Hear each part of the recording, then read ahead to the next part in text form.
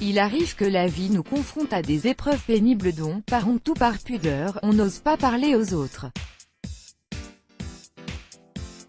Cette souffrance nous mine et nous ne parvenons pas à nous en défaire. Cela peut être une maladie, la perte d'un être cher, un mal-être profond.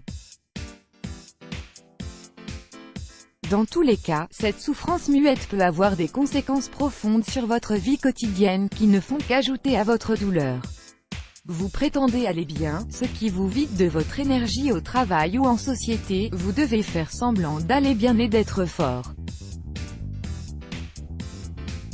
Impossible de faire en public ce dont vous avez envie, pleurer, hurler et dire ce que vous avez sur le cœur. L'effort que vous fournissez pour vous contenir réclame tant d'énergie que vous êtes vidé.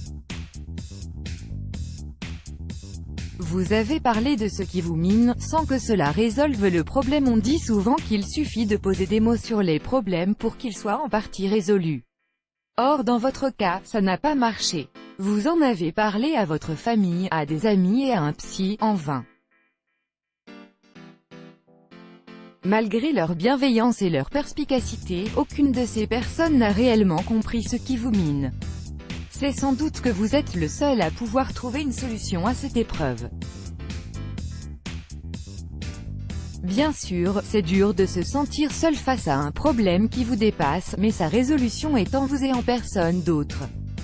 Les autres peuvent juste vous apporter un peu de réconfort malgré leur volonté de vous aider. Même au milieu de nombreuses personnes, vous vous sentez seul, vous avez la sensation d'être décalé avec tout le monde, même les amis chers. Même quand vous discutez avec eux, vous avez l'impression qu'un mur se dresse entre vous qui les empêche de vous comprendre. Résultat, vous préférez écouter que parler, au moins, vous ne risquez pas d'être incompris.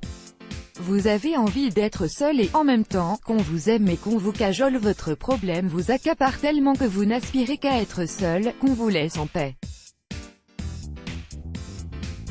Mais, paradoxalement, vous avez aussi besoin d'amour et d'amitié, qu'on vous entoure et vous cajole. On vous trouve caractériel, car vous passez de la bonne humeur à une attitude distante et morose sans crier gare. Il est légitime que vous ayez des sautes d'humeur, selon que vous soyez dans un jour avec, ou un jour sans. Mais comme les autres ignorent ce qui vous arrive, ils ne peuvent pas le comprendre.